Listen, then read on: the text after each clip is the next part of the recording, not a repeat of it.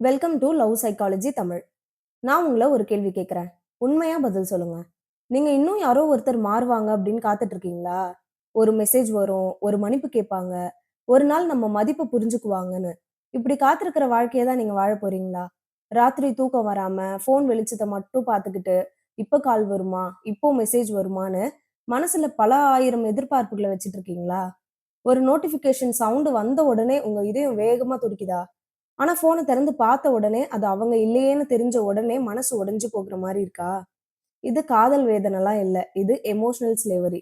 உங்க சந்தோஷத்தோட remote control யாரோ ஒருத்தர் கையில இருக்கிறது. நீங்க சிரிக்கணுமா? இல்ல அழணுமா? அது அவங்களோட முடிவா ஆகிடுச்சு. இந்த மாதிரியான வாழ்க்கை, வாழ்க்கையே இல்ல. அது ஒரு மெதுவான மரணம் மாதிரி தான். சாணக்கியர் ஒரு முக்கியமான உண்மைய சொல்லியிருக்காரு.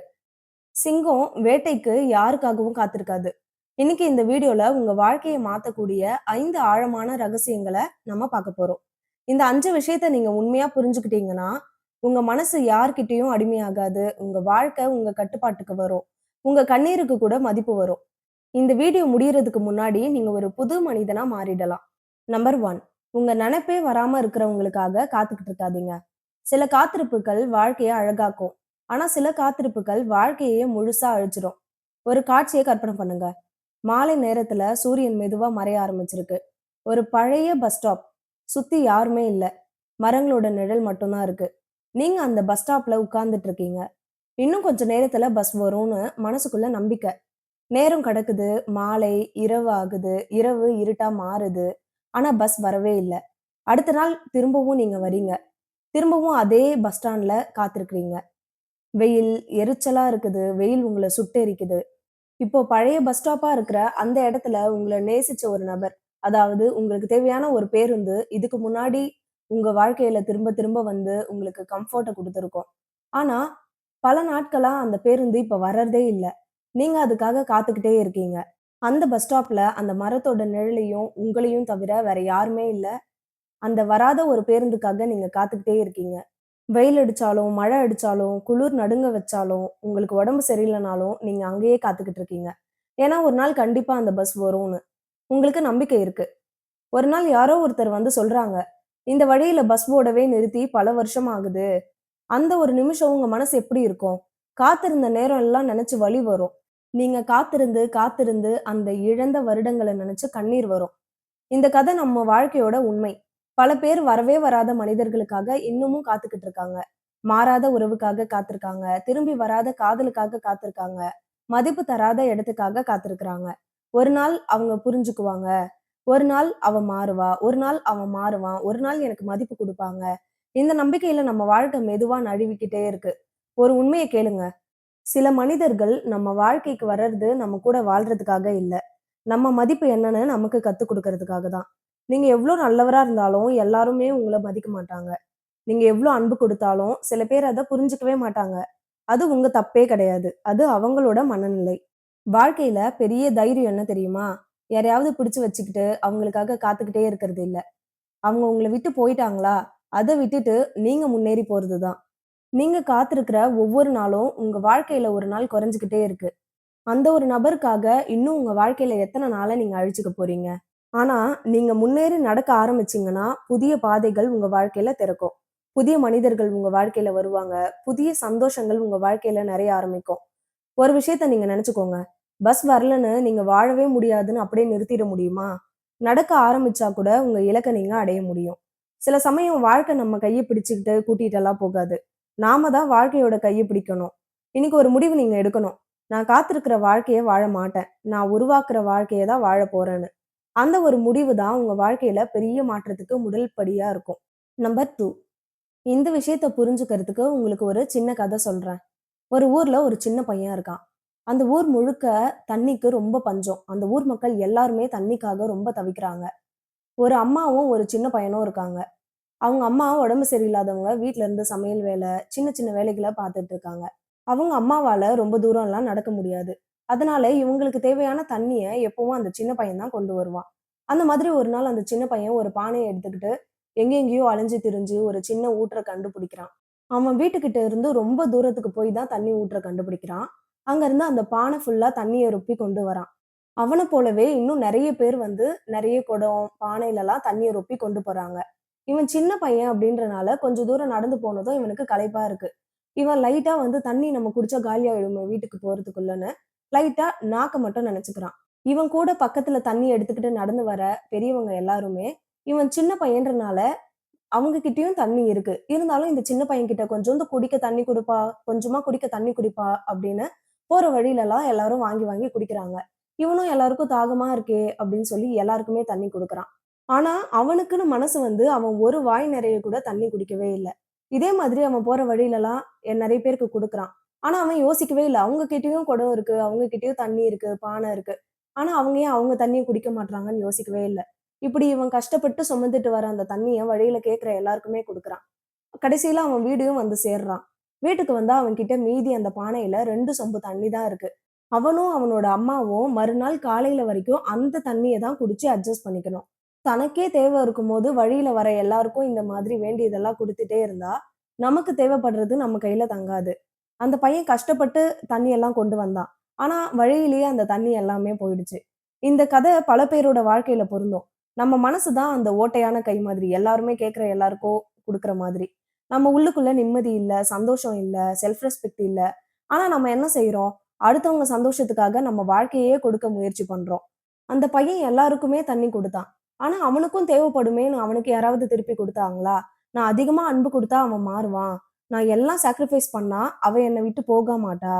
நான் எல்லாமே பொறுத்துக்கிட்டா இந்த உறவு எப்பவுமே நிலைக்கும். இப்படி நம்ம சக்திய, நம்ம நேரத்த, நம்ம வாழ்க்கைய, நம்ம அன்ப முழுசா குடுக்குறோம். ஆனா ஒரு உண்ம, உடைஞ்ச மனசுல இருந்து வரும் அன்பு நீண்ட நாள் நிலைக்காது. நீங்க உங்கள கவனிக்காத வரைக்கும் யாரும் உங்கள உண்மையா கவனிக்க மாட்டாங்க. நீங்க உங்கள மதிக்காத வர யாரும் உங்கள மதிக்கவே மாட்டாங்க. முதல்ல உங்க மனச சரி பண்ணணும். அது பெரிய விஷயம் இல்ல. சின்ன விஷயங்கள்ல ஆரம்பிக்கலாம். நீங்க ரொம்ப நாளா உங்களுக்கு வாங்கணும்னு நெனச்ச சின்ன சின்ன விஷயங்கள நீங்க வாங்கி உங்களுக்கே கிஃப்ட் பண்ணிக்கோங்க. நீங்க ஒரு சின்ன டீ குடிக்கணும்னு நெனைக்கிறீங்களா? குடிங்க. உங்களுக்கு பிடிச்ச ஏதாவது ஒரு விஷயத்த வாங்கணும்னு நெனைக்கிறீங்களா? உங்களுக்காக நீங்க வாங்கிக்கோங்க. உங்களுக்கு பிடிச்ச ஒரு பாட்டு கேட்கணும்னு ஆசைப்படுறீங்களா? கேளுங்க. உங்க உடம்ப கவனிங்க. உங்க ஹெல்த்த கவனிங்க. உங்கள காயப்படுத்துற ஒரு விஷயம், உங்களுக்கு காயம் தர்ற ஒரு இடத்துல வேண்டான்னு சொல்ல கத்துக்கோங்க. இந்த சின்ன சின்ன அக்கறை தான் உங்க மனசுல இருக்கிற ஓட்டைய அடைக்கும். நீங்க வெளியில மத்தவங்களுக்கு குடுக்குற அக்கறை, அன்பு இத உங்களுக்கும் கொஞ்சம் குடுத்துக்கோங்க. அப்பதான் உங்க மனசு அன்பால நிறைய ஆரம்பிக்கும். அப்போ நீங்க யார்கிட்டயும் போய் அன்ப கேட்க வேண்டிய அவசியமே இருக்காது. உங்க உள்ளுக்குள்ள இருந்தே அன்பு தானா வெளியில வரும். அந்த அன்புக்கு ஒரு சக்தி இருக்கும். அந்த அன்ப உண்மையா மதிக்கிறவங்க உங்க வாழ்க்கையில தானா உங்கள தேடி வருவாங்கன்னு நெனச்சுக்கோங்க. முதல்ல உங்களுக்கு நீங்களே தண்ணீய ஊத்துங்க. அப்பதான் நீங்க மத்தவங்களோட தாகத்த தீர்க்க முடியும். அடுத்தது நம்பர் 3. மற்றவர்களோட பாராட்டல்ல வாழாதீங்க. ஒரு இருட்டான அறைய கற்பனை பண்ணுங்க. அந்த அறையில ஒரு பெரிய கண்ணாடி இருக்கு. ரொம்ப அழகா பிரகாசமா இருக்கிற கண்ணாடி அது. ஆனா அந்த அறையில லைட் இல்ல. அப்ப அந்த கண்ணாடி எப்படி இருக்கும்? அதுவும் இருட்டா தான் இருக்கும். ஏன்னா கண்ணாடிக்குன்னு சொந்தமா வெளிச்சம் கிடையாது. யாராவது லைட் அடிச்சா தான் அது பிரகாசிக்கும். நம்ம வாழ்க்கையில பல பேர் இந்த கண்ணாடி மாதிரி தான் வாழறாங்க. யாராவது நம்மள பாராட்டுனா நம்ம சந்தோஷமா இருப்போம். யாராவது நம்மள கவனிக்கலனா, நம்ம உடனே உடைஞ்சு போயிடுவோம். ஒரு மெசேஜ் வந்தா மனசு சந்தோஷத்துல பூரிப்பா ஆகுது. ஒரு நாள் அந்த மெசேஜ் வரலனா மனசு சுக்குநூறாகி, நீங்க அப்படியே எதையோ இழந்து பறி குடுத்த மாரி உடைஞ்சு போயிருப்பீங்க. யாராவது நம்மள புகழ்ந்தா நம்ம கான்ஃபிடென்ட் ஆறோம்.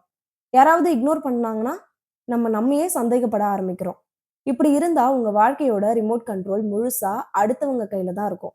அவன் சிரிச்சா நீங்க சிரிப்பீங்க. அவன் விலகுனா நீங்க உடைஞ்சு போயிடுவீங்க. இது வாழ்க்கை இல்ல. இது அடிமைத்தனம். இப்போ சூரியன நெனச்சு பாருங்க. சூரியன் பிரகாசிக்க யாரோட உதவியாவது தேவைப்படுமா? இல்ல. அதுக்குள்ளேயே நெருப்பு இருக்கு. அதுக்குள்ளேயே சக்தி இருக்கு. அது தினமும் உதிக்கும். யாராவது பாராட்டுனாலும் உதிக்கும். யாராவது கவனிக்கலனாலும் உதிக்கும். அது யாருக்காகவும் பிரகாசிக்காது. அது அதோட இயல்புக்காக பிரகாசிக்கும். அதே மாதிரி நீங்க உங்க வாழ்க்கையில சூரியனா மாறணும். அடுத்தவங்க பாராட்டுனா தான் சந்தோஷம்னு நெனைக்கிறத முதல்ல நிறுத்துங்க. உங்க சந்தோஷத்த நீங்களே உருவாக்க ஆரம்பிங்க. ஒரு சின்ன இலக்கு வைங்க. உங்களுக்கு நீங்களே. ஒரு வேலை முடிப்பேன்னு முடிவு பண்ணுங்க. அத முடிச்சு பாருங்க. அந்த ஒரு அச்சீவ்மென்ட் கூட உங்க உள்ளுக்குள்ள ஒரு கான்ஃபிடன்ஸ வளர்க்கும். புதிய விஷயங்கள கத்துக்கோங்க. ஒரு கலை, ஒரு திறமை, ஒரு நாலேட்ஜ். தினமும் ஏதாவது ஒரு புக்க படிங்க. நீங்க கத்துக்கிற ஒவ்வொரு விஷயமும் உங்க உள்ளுக்குள்ள இருக்கிற சக்திய ரொம்ப பெருசா மாத்தும். சில சமயம் உங்கள விட கஷ்டப்படுற ஒருத்தருக்கு உதவி பண்ணுங்க. அவங்க முகத்துல வர்ற நன்றி உணர்வு உங்க மனசுக்கு பெரிய வெளிச்சத்த தரும். இப்படி நீங்க உங்க சந்தோஷத்த, உங்க சாதனைய, உங்க வளர்ச்சிய உங்க கையில எடுக்க ஆரம்பிச்சீங்கன்னா, நீங்க மெதுவா ஒரு சூரியனா மாற ஆரம்பிப்பீங்க. அப்ப என்ன ஆகும் தெரியுமா? இதுவரைக்கும் உங்கள கவனிக்காதவங்க கூட உங்க வெளிச்சத்துக்காக உங்க பக்கம் சாய ஆரம்பிப்பாங்க. ஆனா, அப்போ உங்க சந்தோஷத்தோட கட்டுப்பாடு முழுசா உங்க கையில இருக்கும். நீங்க கண்ணாடி இல்ல. நீங்க சூரியன். உங்க வெளிச்சம் உங்க உள்ளுக்குள்ள இருந்து தான் வரணும். உங்க வெளிச்சத்துக்கான ஸ்விட்ச என்னைக்குமே யார் கையிலயும் குடுத்துறாதீங்க. உங்க வெளிச்சத்துக்கான ஸ்விட்ச் உங்க கையில தான் இருக்கணும். அடுத்தது நம்பர் 4. அன்ப பிச்சை கேட்காதீங்க. ஒரு கோயில் என்ட்ரன்ஸ் அதோட வாசல கற்பனை பண்ணுங்க. அங்க ஒரு பிச்சைக்காரங்க உட்கார்ந்துட்டு இருக்காங்க. அவங்களுடைய கண்கள் கோவிலுக்கு வர ஒவ்வொரு மனிதரையும் பார்த்துக்கிட்டே இருக்கும். யாராவது அவன கவனிப்பாங்களா? யாராவது அவனுக்கு கொஞ்சம் உதவி பண்ணுவாங்களான்னு. அவன் எதிர்பார்ப்போட வாழறான். ஒருத்தர் ரூ. 1 போட்டா அவனுக்கு ஒரு நிமிஷம் சந்தோஷம் வரும். ஆனா ஒரு 100 பேர் அவன கவனிக்காம போனா, அவனோட மனசு உடனே உடைஞ்சு போயிடும். அவனோட வாழ்க்கை முழுசா மத்தவங்களோட கருணை மேல தான் நம்பி இருக்கு. இந்த காட்சி நம்ம வாழ்க்கையிலயும் நடக்குது தினம் தினம். பல பேர் உண்மையிலேயே பிச்சைக்காரர்கள் கிடையாது தான். ஆனா, மனசால அன்ப பிச்சை கேட்கறாங்க. "ப்ளீஸ் என்ன விட்டுட்டு போயிடாத. ப்ளீஸ் என்னோட பேசு. நான் உனக்காக எல்லாமே செய்றேன். நீ என்ன சொன்னாலும் செய்றேன். நீ என்ன மட்டும் விட்டு போயிடாத. என் கூடவே இரு. உனக்காக என்ன வேணாலும் நான் பண்றதுக்கு ரெடியா இருக்கேன்." இப்படி கெஞ்சுற ஒவ்வொரு வார்த்தையும் நம்ம செல்ஃப் ரெஸ்பெக்ட்ட மெதுவா உடைக்கும். நீங்க யார்கிட்டயாவது அன்ப கேட்க வேண்டிய அவசியம் வருது, பிச்சை எடுக்க வேண்டிய அவசியம் வருதுன்னா, அது அன்பே இல்ல. அது பயம். அது தனிமைய பார்த்த ஒரு பயம். விட்டு போயிடுவாங்கன்னு பயம். நம்ம மதிப்ப நாமளே மறந்துட்டு, அவங்க இருந்தா தான் நம்ம வாழ்க்கைக்கு மதிப்பு அப்படிங்கிற மாதிரி ஒரு பயத்த நாமளே ஏற்படுத்தி வச்சிருக்கோம். இப்போ ஒரு ராஜாவ நெனச்சு பாருங்க. ராஜா யார்கிட்டயும் போய் என்ன மதிங்கன்னு கேட்பாங்களா? மாட்டாங்கல்ல. ஒரு ராஜா அவரோட நடை, அவரோட தன்னம்பிக்கை, அவங்களோட கம்பீரம், அதுதான் அவங்களுக்கான மரியாதைய அவங்க பக்கம் கொண்டு வந்து சேர்க்குது. ஏன்னா, அந்த ராஜாக்கு அவரு ஒரு சொந்த ராஜ்யத்த உருவாக்கி வச்சிருக்காரு. அதே மாதிரி உங்க வாழ்க்கையில உங்க ராஜ்யத்த நீங்க உருவாக்கணும். எப்படி உருவாக்குறதுன்னு தெரியலையா? உங்க திறமை தான் உங்க ராஜ்யம். உங்களுக்கு நல்லா சமைக்க வருமா? அது உங்க செல்வம். உங்களுக்கு நல்லா பேச வருமா? அது உங்க பலம். உங்களுக்கு ஒரு தொழில் ஆரம்பிக்க ஆசையா இருக்கா? அது உங்க எதிர்காலம். இந்த திறமைகள வளர்த்துக்கிட்டே நீங்க போங்க. அடுத்தது உங்கள உண்மையா மதிக்கிற நல்ல நண்பர்கள தேடுங்க. அவங்க தான் உங்க வாழ்க்கையோட படைவீரர்கள். முக்கியமா உங்க குடும்ப அன்ப மதிக்க கத்துக்கோங்க. இந்த 3 விஷயம் உங்ககிட்ட இருந்தா போதும். திறமை, நல்ல மனிதர்கள், குடும்ப ஆதரவு. நீங்க ஒரு வலிமையான ராஜ்யத்த கட்ட ஆரம்பிச்சுட்டீங்க. அப்புறம் என்ன ஆகும் தெரியுமா? நீங்க யார்கிட்டயும் அன்ப கேட்க வேண்டிய அவசியமே இருக்காது. ஏன்னா, உங்க வாழ்க்கையில அன்பு நெறைய நிரம்ப ஆரம்பிச்சிருக்கும். ஒரு உண்மைய நெனச்சுக்கோங்க. அன்பு கெஞ்சி கிடைக்கிறதுல இல்ல. அன்பு மரியாதையோட கலந்து வரும். மரியாதைய வாங்கணும்னா, முதல்ல நீங்க உங்கள மதிக்க ஆரம்பிக்கணும். அன்ப பிச்சை எடுக்கிற பிச்சைக்காரன் நீங்க கிடையாது. நீங்க ஒரு ராஜா, நீங்க ஒரு ராணி. ஆனா, அந்த ராஜ்யத்த நீங்க தான் கட்டணும். உங்களுக்கான ராஜ்யத்த நீங்க கட்டுங்க. நீங்க உருவாக்குங்க. அடுத்தது நம்பர் 5. உங்க சந்தோஷத்த நீங்களே உருவாக்கணும். ஒரு காலி நிலத்த கற்பனை பண்ணுங்க. யாரும் கவனிக்காத ஒரு நிலம். முள்ளும், புதரும், தேவையில்லாத செடிகளும் வளர்ந்து இருக்குது.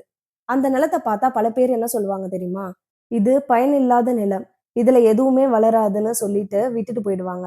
ஆனா ஒருத்தர் மட்டும் அந்த நிலத்த வேற மாதிரி பார்க்குறாரு. அவர் அந்த முல்லை எல்லாம் அகற்ற ஆரம்பிக்கிறாரு. மண்ண உழுது தயார் பண்றாரு. புது விதைகள் நடுறாரு. அந்த மண்ணுக்கு உரத்த நிறைய இலை, தழை, கழிவுகள போடுறாரு. தினமும் தண்ணீர் ஊத்தி பொறுமையா அதுக்காக காத்திருக்காரு. சில நாட்கள் கழிச்சு அந்த காலி நிலத்துல ஒரு அழகான பூந்தோட்டமா மாறி அழகா பூத்து குலுங்கி இருக்கு. நெறைய பட்டர்ஃப்ளைஸ், பேர்ட்ஸ் எல்லாமே அந்த இடத்துல தங்கியிருக்கு.